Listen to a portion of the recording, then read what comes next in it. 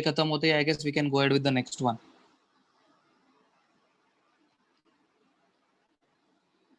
So abbreviated form of words. An abbreviation is a short way of writing a word or a phrase that could also be written out in the full. तो abbreviation क्या है हम लोग ने पहले भी discuss किया था, अभी भी डिस्कस कर रहे हैं कि लिखने का एक तरीका है जिसमें हम लोग शॉर्ट में लिखते हैं किसी फ्रेज को वगैरह, जिसको हम लोग फुल में भी लिख सकते हैं. The word abbreviation comes out of Latin and word abbreviate.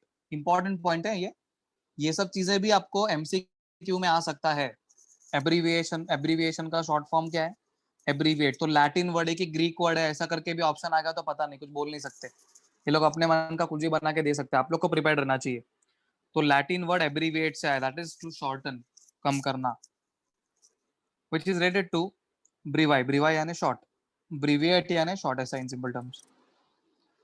So while some people disagree, all the methods of shortening words or phrases are subsets of abbreviation. कुछ लोग ऐसा मानते हैं कि एब्रीविएशन के जो भी बाकी चीजें हम लोग शॉर्ट वगैरह करते हैं वो सब एब्रीविएशन के सबसेट है, यानी उसके अंडर है. Abbreviations when used properly can enhance communication because they act as shorthand and therefore increase the efficiency of communication. कुछ कुछ जगह पे बोला अगर हम लोग उसको प्रॉपरली यूज करेंगे तो. प्रॉपरली यूज नहीं कर रहे, जैसे अपना खुद का बनाया हुआ आपने बना के डालने को शुरू कर दिया, पर सामने वाले को पता नहीं भाई इसका शॉर्ट फॉर्म क्या बोलने को ट्राई कर रहा है. जैसे अभी नया नया इंडिया में FYI वगैरह आया था या लॉल करके भी आया था, people never knew what the full forms are. ऐसे तो पीपल लर्नड आफ्टरवर्ड्स और उसके बाद में communication became more simpler. In other words more meaning is conveyed in less time and fewer words.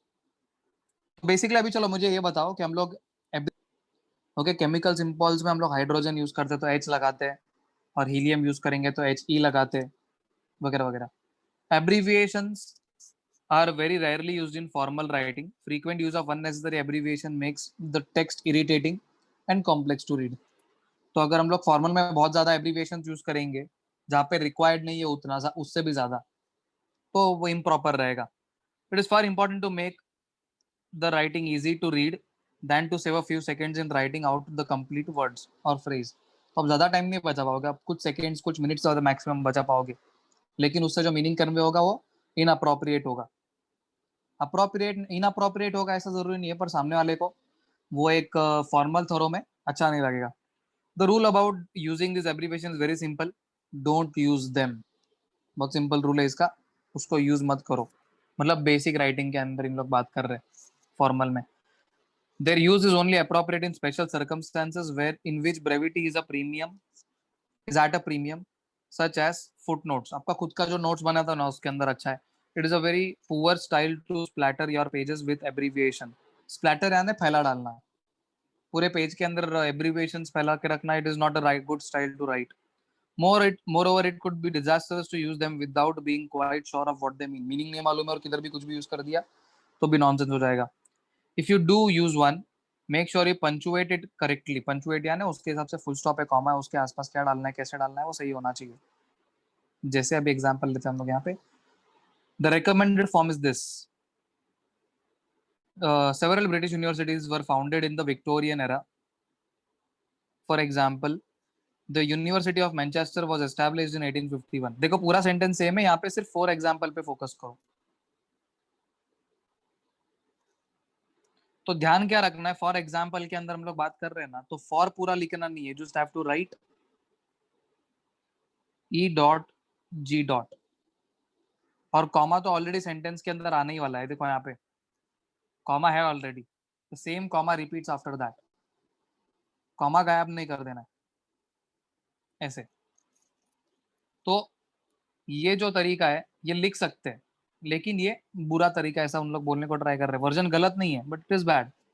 But in the next version it is disastrously wrong because the punctuation has been omitted. Second version में, मतलब जो अगला version हम लोग इस statement का बात करते हैं ये वाले, इसके अंदर सॉरी ये इसके अंदर, ये वाले के अंदर पंक्चुएशन मार्क ही गायब है. देखो यहाँ पे जो कॉमा रहना चाहिए था कॉमा गायब हो गया, इसलिए मैंने आपको यहाँ पे कॉमा मेंशन किया. बहुत इंपॉर्टेंट पार्ट था वो. Using an abbreviation does not relieve one of the obligations of punctuating the sentence. आप abbreviation यूज कर रहे हो इसका मतलब ये नहीं कि आप punctuation marks गायब करोगे. Again, if one avoids abbreviations, will not get into this sort of trouble. जो एब्रीविएशन यूज नहीं करता है ना, वो ऐसे ट्रबल में आएगा नहीं। वो कॉमन सेंस है, वो एग्जाम्पल मतलब आफ्टर एग्जाम्पल कॉमा लगाएगा ही, मतलब जो पंचुएशन मार्क्स है वो लगाएगा ही। लेकिन एब्रीविएशन यूज करने के टाइम पे हम लोग पंचुएशन मार्क्स के ऊपर ठीक से फोकस करते नहीं है। That should not happen. Observe, it is usual to write abbreviation italics, but it is not strictly essential and generally people don't do that. Abbreviations वगैरह जो हम लोग यूज करते हैं ना, शॉर्ट फॉर्म्स वगैरह, तो with that we have to write in italics, जो स्ट्रिक्टली ऐसा जरूरी नहीं है। कुछ लोग करते हैं, कुछ लोग नहीं भी करते। अच्छा, यहाँ पे ये इंपॉर्टेंट चीज, things to remember, do not use an abbreviation if it can easily be avoided. मतलब एब्रीविएशन अगर आप अवॉइड कर सकते हो तो करना चाहिए, तो यूज नहीं करना चाहिए। In an abbreviation use full stops and capital letters in the conventional way. जो रेगुलर तरीके होते हैं फुल स्टॉप्स के या कैपिटल लेटर्स के, वो तरीके यूज करके ही करना चाहिए। आप अपने मन का नहीं बना सकते हो। Do not forget to punctuate the rest of the sentence normally. बाकी सेंटेंस को आप जो भी लिखते हो उसके अंदर पंचुएशन भूलना नहीं है। एब्रीविएशन यूज किया मतलब पंचुएशन तो बदली नहीं होने का, पंचुएशन तो वैसे का वैसे आना ही चाहिए। अभी लैटिन एब्रीविएशन का आगे ये चीज आपको पूरा गो थ्रू करना है। See these are all Latin abbreviations. सिर्फ यहाँ पे एक इंपॉर्टेंट चीज है, डोंट एब्रीविएट द फॉलोइंग। इसको एब्रीविएट नहीं करना चाहिए। In formal academic prose, it is undesirable undesirable to abbreviate the word simply to save space, time or energy in the following cases. Abbreviation should be avoided। यानी हम लोग जब भी through लिखते हैं ना, तो थ्रू लिखते हैं, THRU लिखने को ट्राई नहीं करना है। नाइट लिखते वक्त NIT लिखने को ट्राई नहीं करना है। पूरा स्पेलिंग यूज करना चाहिए। तो इनको एब्रीविएट नहीं करना चाहिए। डेज ऑफ द वीक्स और मंथ्स ऑफ द ईयर, तो इसको एब्रीविएट नहीं करना चाहिए। वीक के जो डेज रहेंगे, तो जैसे अभी सी, देखो ऐसा सी, समझो आप फॉर्मल में बात करो, we will see you on Monday, तुम ऑन, और ट्यूसडे, तो ऐसा आप लिख नहीं सकते हो। आपको यहाँ पे पूरा फुल फॉर्म लिखना है। Words at the beginning of a sentence, sentence के बिगिनिंग में आपने एब्रीविएशन यूज नहीं करना चाहिए, आपने वर्ड यूज करने चाहिए। People's name unless those abbreviations have come to be accepted as nicknames for the particular individual. लोगों के नाम लिखने चाहिए, लेकिन अगर किसी पर्सन का कोई निकनेम है तो एक्सेप्ट किया जा रहा है तो बात अलग है। पर वो भी कैसा, जो सब लोग को पता हो तो ही, वरना नहीं। वरना हम लोग उनका जो ओरिजिनल नेम्स है वही यूज करेंगे। Courses such as eco for economics और pol psych for political science. Economics के लिए इको नहीं लिखना चाहिए, इकोनॉमिक्स पूरा लिखना चाहिए। पॉलिटिकल साइंस के लिए पॉल SC नहीं लिखना चाहिए, पॉलिटिकल साइंस पूरा लिखना चाहिए। Anyway let's go and let's see. Full form of PhD बताना है आपने, मैं ऑप्शंस लिख रहा हूँ।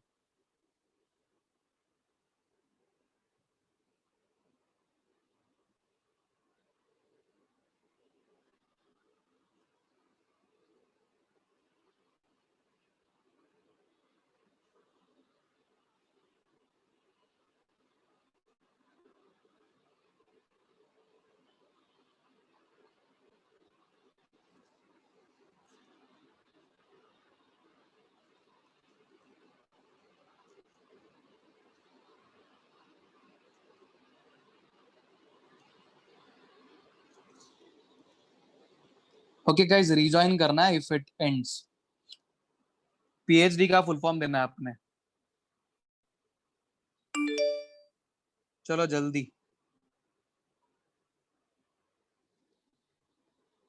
ऐसे क्लियर है एवरीवन? तो जो लोग को पता नहीं था, याद नहीं था। अच्छा, ये प्रोवर्ब का मीनिंग बताना है। प्रोवर्ब लिख रहा हूँ पहले, और फिर मीनिंग बताना है आपको उसका। प्रोवर्ब है, out of the frying pan into the fire.